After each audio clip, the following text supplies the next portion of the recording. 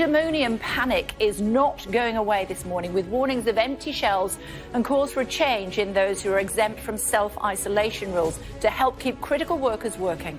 The Business Secretary, Kwasi Kwarteng, on the show very shortly, plus the Shadow Home Secretary, Nick Thomas-Symonds.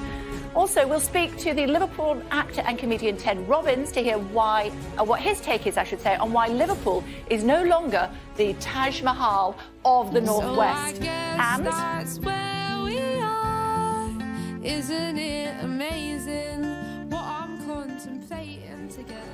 Singing for safety, we'll speak to the songwriter who wants to help women not fear getting home at night. It's Thursday, the 22nd of July.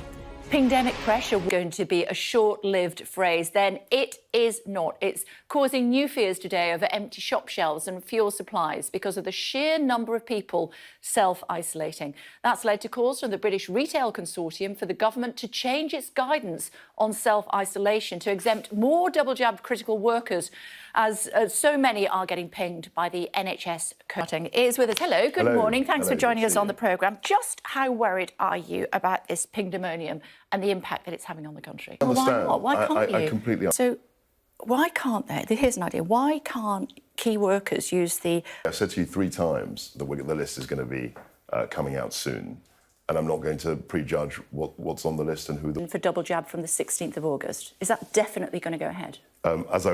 About her wedding. It's the 3rd time it's been cancelled. The groom's been pinged. The Shadow Foreign Secretary, she said that she completely understood why people were switching off the app or deleting it altogether. I don't know if you saw the YouGov poll that would, at any stage, switch it off. No.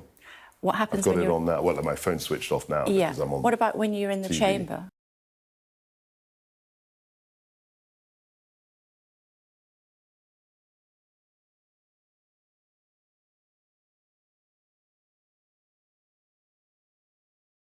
I also think that we have to protect our people against what's been a terrible pandemic.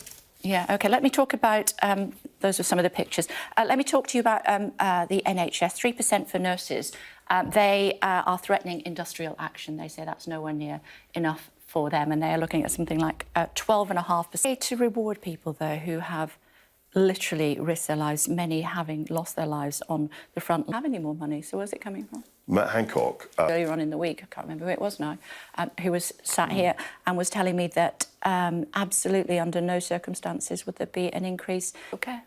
That's it. Again, another question that we're debating with. Break your manifesto promise. I hope we don't, but.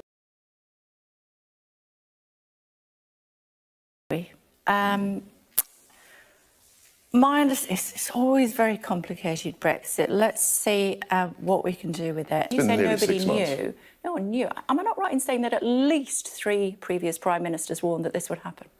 Nobody could guarantee, I should have been more careful with my words, nobody could guarantee what would happen until it actually happened and we'd left the EU. Any likelihood that the UK could trigger the Article 16 break, which would mean that basically there'd be all sorts of mayhem in Northern Ireland?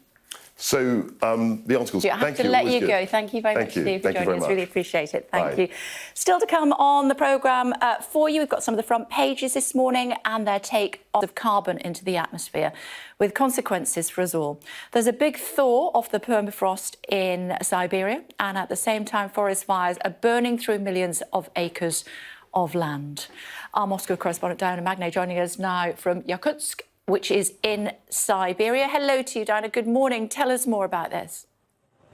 They're here on Sky News. Meantime, you remember those wildfires that we were telling you about in Northern California? They spread to Nevada, forcing more people to evacuate from their homes. The fire has been burning since the 4th of July and was one of nearly 24 blazes sparked by lightning strikes. Smoke from the fires in California and Oregon has been spotted as far away as the East Coast, and indeed in Spain, not in Spain, in space, probably in Spain as well. Let me tell you about this. At least 33 people have died. 8 are still missing after flooding in China's Henan province. That, according to officials there. Heavy rain turned into severe flooding on Tuesday, causing the streets to turn to rivers and trapping people as water filled the subway, as you saw yesterday. More rain forecast for the next few days. And you can keep up with talking about the app. Have you been paying?